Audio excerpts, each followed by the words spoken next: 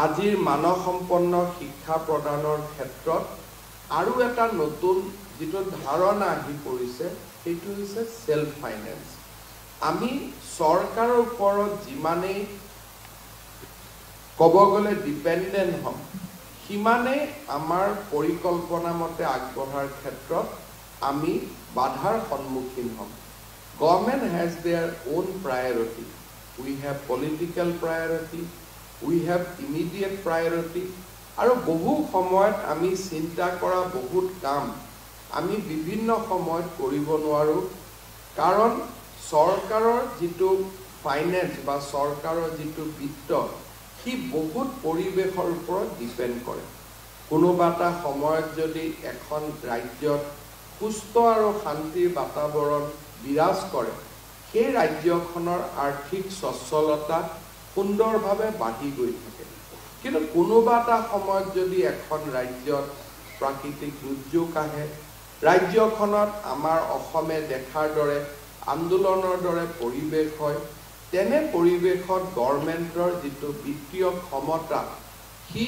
বিয়ঞ্চিৰ পৰিৱৰ্তে বা কি ব্যাপক হোৱাৰ পৰিৱৰ্তে সংকুচিত হৈ পৰে আৰু সংকুচিত বিত্তীয় ৰাশি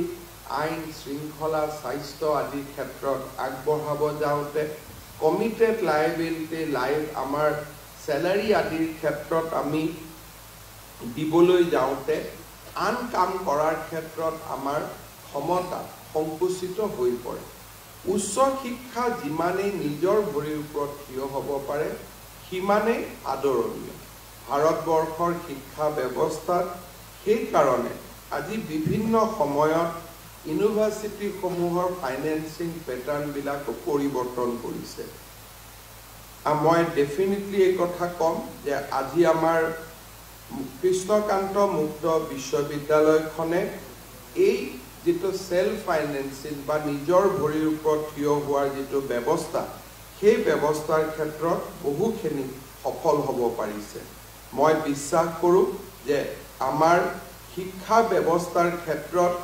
নিজৰ ভৰিৰ ওপৰত নিজে থিয় হোৱা এই ক্ষেত্ৰত আমি সফল হ'ব লাগিব আৰু তাৰ লগে লগে দৰিদ্ৰ ছাত্ৰ ছাত্ৰীসকলে যাতে পিছপৰা শ্ৰেণীৰ ছাত্ৰ ছাত্ৰীসকলে